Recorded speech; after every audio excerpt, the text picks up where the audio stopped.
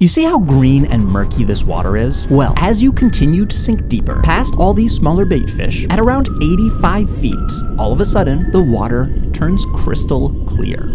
And that is where the giant doggies are. But the hardest part of catching a monster dogtooth tuna comes after you pull the trigger. Oh, and by the way, I want to thank Saley for sponsoring this video, but more on that later. Back on the surface, my buddy's floats are yanked under the water, which means this tuna is making a run for it. It's fighting so hard that it actually pulls him under the water with the floats, until suddenly they pop back up, which means the wounded tuna escaped. However, those fish are still down there. So he reloads his gun as fast as he can, takes a deep breath, and dives back down. 90 seconds later, as the green murky water turns blue, below the smaller bait fish, the school of giant doggies are still here. And this time, he's extra patient and waits until the fish comes extremely close before pulling the trigger.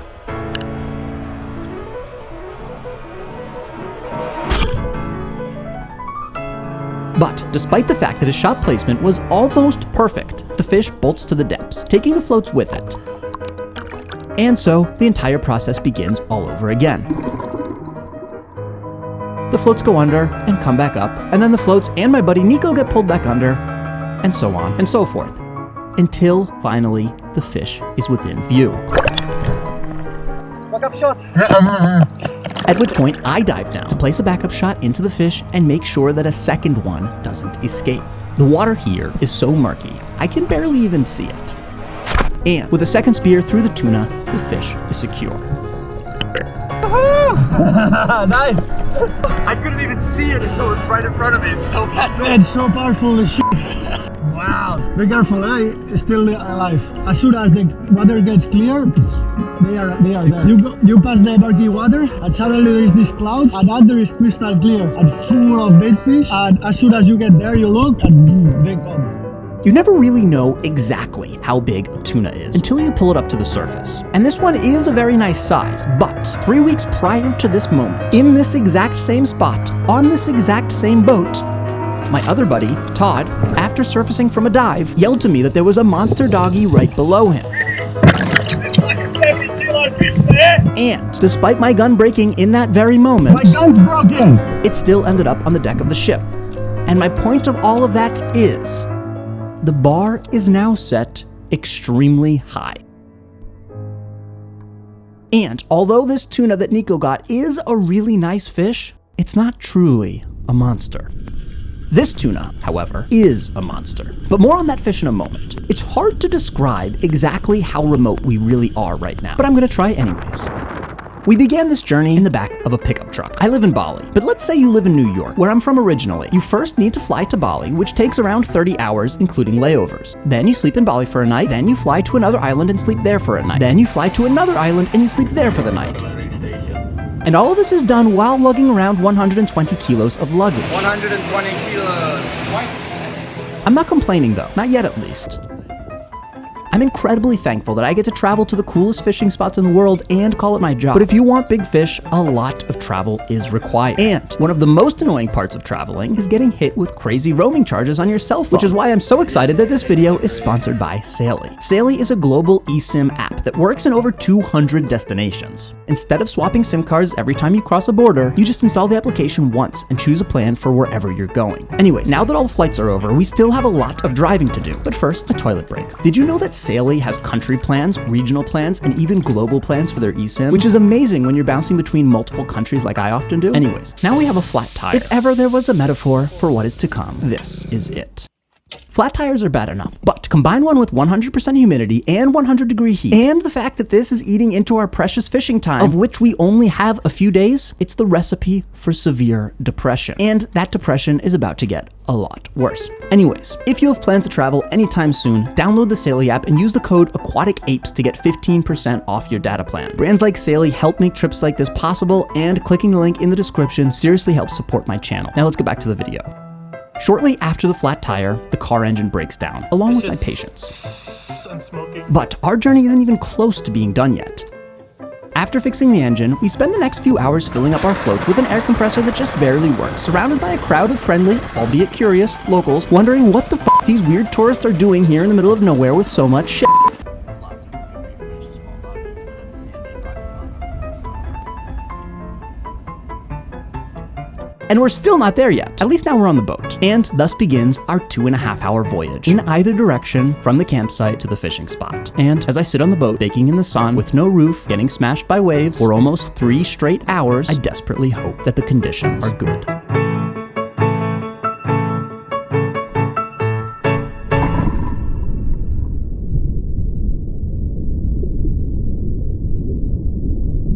After about 2 seconds, it becomes painfully obvious that these conditions are horrible. Indonesia is supposed to be the land of blue-ass water, and right now it looks more like the Long Island Sound than the Coral Triangle. To be fair, there are a lot of fish around, just not the one that we want.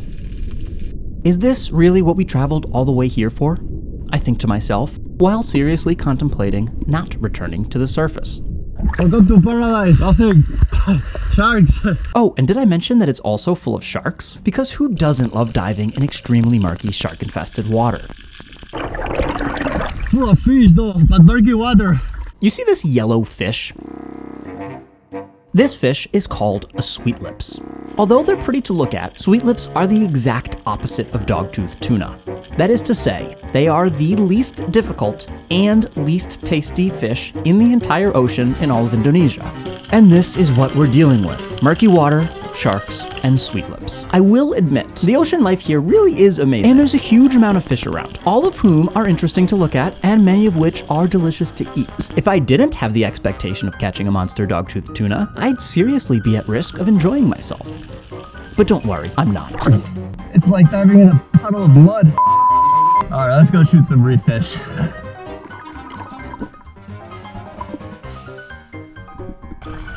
We have an unspoken agreement with the boat crew. They take us fishing, and we give them pretty much all the fish. And they couldn't care less if the fish is a doggy or not. They just want as much protein as possible. And my point here is, regardless of whether or not there are any doggies around, we have a quota to fill.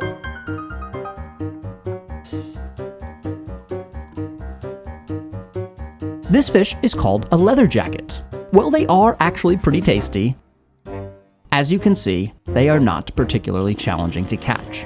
In fact, the most challenging thing about leather jackets is trying to see past them to look for other, better fish. But remember that quota that I mentioned? And so, after spearing this small fish that most spearos never even target, with a spear gun that is 10 times too powerful, I proceed to stab it in the head with a knife that is 10 times too big. This knife is meant to go into the skull of a 200-pound tuna. Did I mention that I want one of those? Anyways, protein is protein, I say to myself, as I pull the trigger on another fish that is way too small for this giant Kraken spear gun.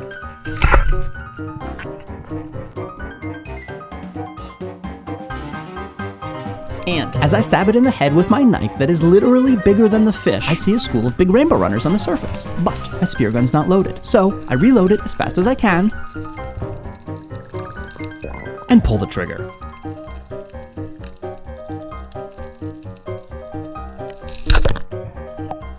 I honestly love eating rainbow runner, and although we aren't seeing any big doggies, we might as well catch something. Speaking of doggies, on this dive, my buddy Dieter sees one, but he's only got the camera in his hands. So, 30 seconds later, Nico dives down with a spear gun. But, remember all those sharks? Well, I think it's not very good, the shot, but I don't know. It's not very big. I think 10 kilos. There's a big shark here. Let's go to the boat. What'd you shoot? A doggy. Oh yeah, nice. But it's big eaten by the shark. Was it big? The shark? The dog? No, but the shark bigger. I guess that shark wasn't too hungry. anyways, back in the murky water, I see a jobfish and stone it with a headshot. A big jobby like this is a really nice fish, and I'm pretty happy with it, mostly because it's going to taste delicious for dinner tonight, which kind of is the whole point of spearfishing in the first place.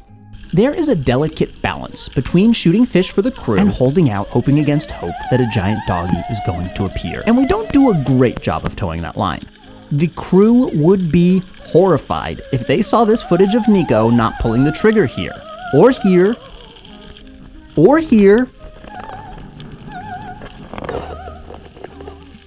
and here,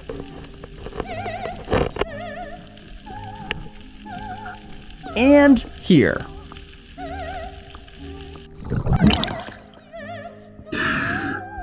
No fish. That's not exactly true, now is it, Nico? Anyways, it's getting dark, and although we do have plenty of fish now, I spear one more leather jacket for good measure.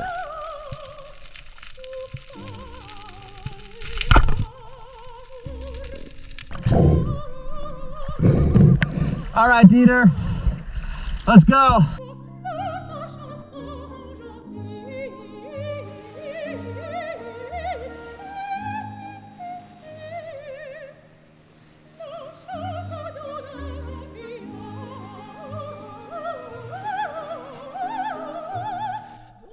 Sometimes I wonder if I actually even enjoy chasing dogtooth tuna. Because most of the time it leads to disappointment. Maybe it's similar to what a gambling addict feels like. For every 1,000 hours spent searching for giant doggies, I get around 20 minutes of excitement.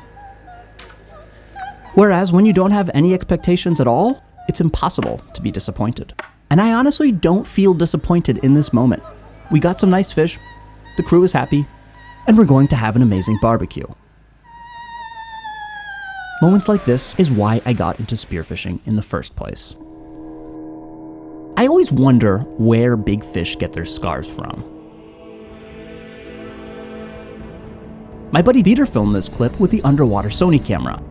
Sometimes it's nice to just appreciate the underwater majesticness of the ocean. But back on the surface, my other buddy Sylvan also sees this GT, dives down, and proceeds to launch a spear through that very same majestic fish. Protein is protein, I guess. And our fictional fish quota is our fictional fish quota, and the crew absolutely loves GTs. This is Nico's footage. As you can see, the water is still green, and there are a million fish around, none of which are doggies. More protein.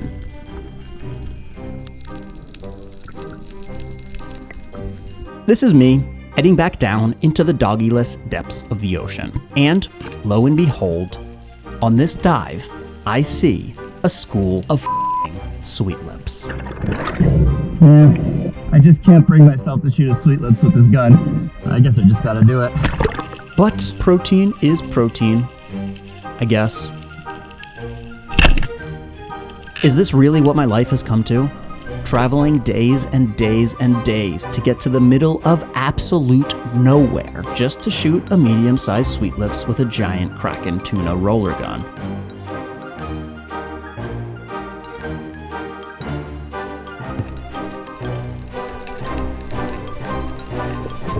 I just shot a sweet lips for the crew. I say, ashamed of myself. I don't know it yet, but I chose the absolute worst moment to spear a sweet lips. Not that there really is any good moment to spear sweet lips, but you know what I mean. Anyways, 75 feet below me, Nico is on his way down. And all of a sudden, the water changes from green to blue.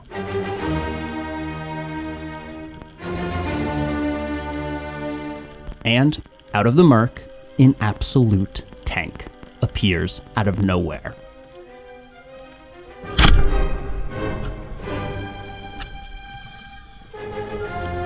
As Nico swims back up to the surface, the water turns green again. But his floats should be sinking right past him.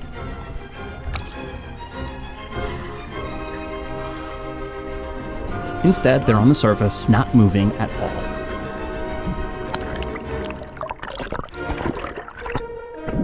And as he pulls his line up from the depths, he already knows that that doggy is long gone. But so is his spear. This giant doggy literally snapped his metal cable shooting line, which is made of stainless steel, in what insurance companies refer to as an act of God. Tonight, I'm feeling a lot less grateful than last night. Although the island is just as remote and beautiful as it was the day before, I can't help but not give a f***. The only thing I can think about are doggies. I still don't know if I actually enjoy chasing dogtooth, but I do know that when you do find a monster, the high is so high you completely forget about how miserable you were just moments before. Not too different from a crack addict, I'd imagine. Regardless, the universe owes me a doggy. And today, the universe is going to deliver. Sort of. You see how glassy this water is? Well, the conditions have changed. Not only is the water perfectly glassy, but it's also way more clear. This is Nico's footage. This tuna is not a giant, but it's not a tiny little baby either. Luckily, he doesn't shoot. Doggies are here. Massive one. I didn't shoot. Go down. I'm gonna hop on the boat and hop in up there and have it pull us into the front.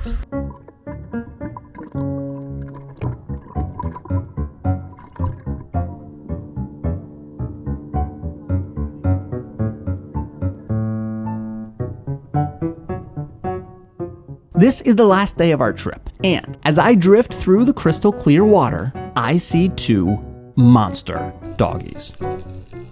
Finally. Right from the surface. This is the moment I have been waiting for. This is why we are here. This is why I've spent the past 5 days swimming in shark-infested murky water.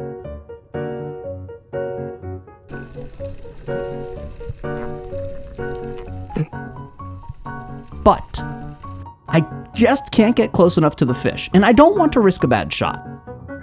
However, they're swimming directly towards Sylvan. And so I swim back up to the surface as quickly as I can and yell up current to him. Just like Todd did to me a few weeks ago when we landed that monster. They're here! The giant ones are right here! 9 meters, 9 meters. And, well, this is Sylvan's footage. You can see those same giant ones here. But they don't want to swim close to him either. However, he stays down there, and another one swims just within range for a long shot. Which he takes.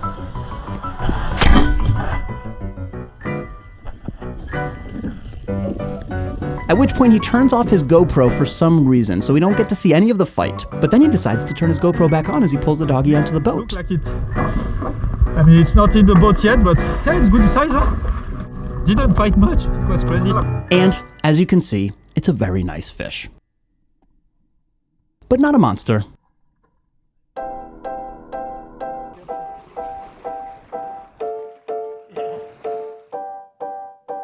Back on shore, after posing for some photos, we check the weight.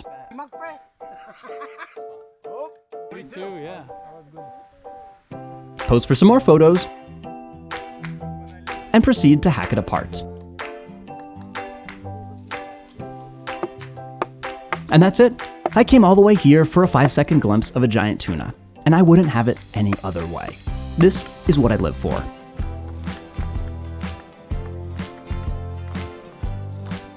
After enjoying one last high-protein meal, we head back to Bali. At which point, the car breaks down again. Oh, and thanks again to Sally for sponsoring this video.